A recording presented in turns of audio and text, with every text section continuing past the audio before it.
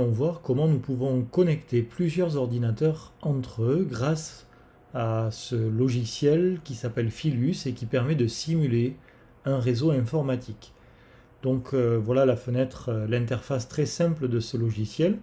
On voit à gauche différents éléments qui sont mis à notre disposition.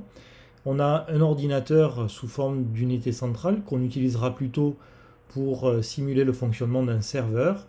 Et on a un ordinateur portable que l'on utilisera pour simuler le fonctionnement d'un ordinateur de bureau classique. Alors je vais insérer déjà mon premier ordinateur. Et si je fais un clic droit, configurer, je vais pouvoir choisir le nom de la machine. Alors là, peu importe ce que l'on utilise. Dans cet exercice, je vais utiliser le nom M1. On voit l'adresse MAC de la machine, ça c'est l'adresse machine, l'identifiant unique de chaque matériel informatique qui est donné par le constructeur. Et ensuite, on peut configurer l'adresse IP et le masque sous réseau.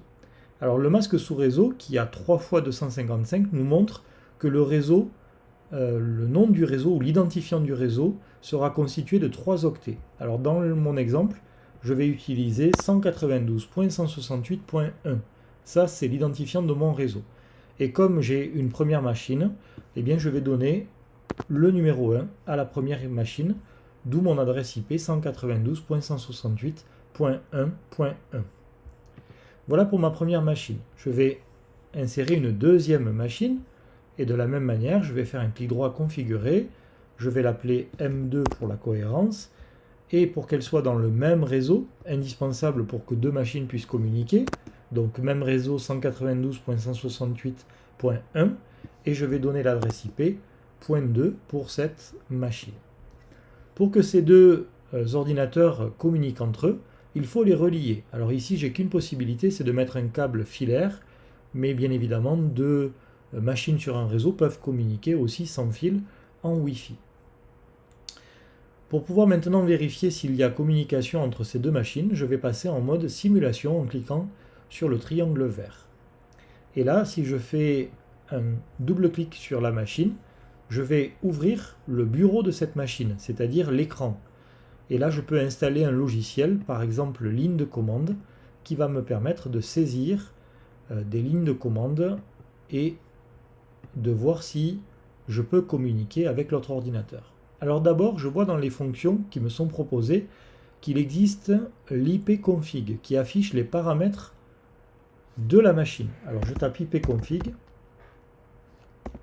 entrée, et je vois bien comme paramètre de la machine l'adresse IP qui m'a été donnée, 192.168.1.1, l'adresse IP que j'ai saisie. Maintenant, j'ai une autre fonction qui s'appelle ping, qui permet de tester la connexion avec un autre ordinateur. Alors je vais taper ping, et je vais essayer d'atteindre l'autre ordinateur en saisissant son adresse IP, 192.168.1.2.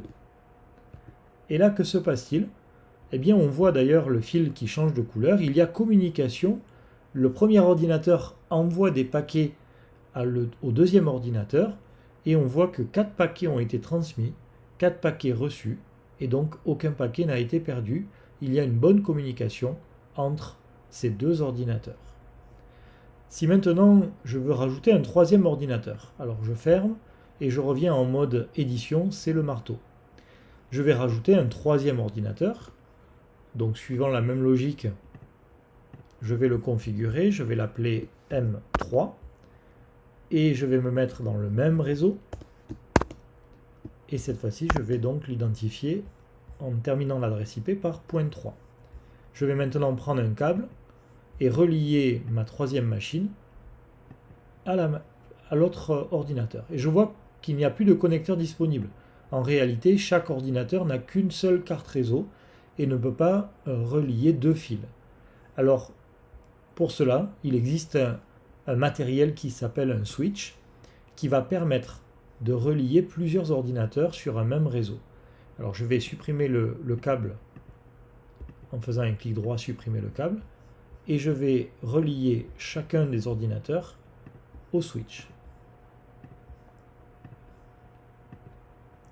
Je vais essayer maintenant de faire communiquer les ordinateurs entre eux. Donc je retourne dans la simulation, Je réouvre le bureau de ma première machine, la ligne de commande, et cette fois-ci, je vais faire un ping sur la troisième machine, 192.168.1.3. Je lance le ping. On voit bien la communication entre les deux machines.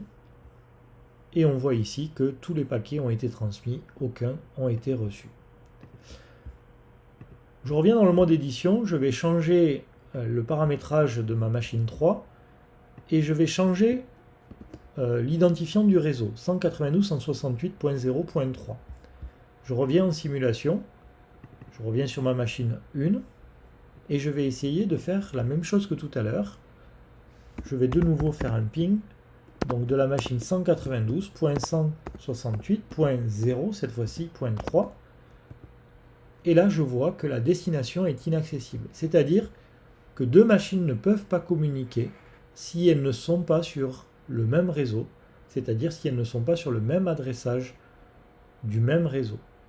Deuxième possibilité, elles ne peuvent pas communiquer, bien évidemment, si elles ne sont pas connectées physiquement par le câble.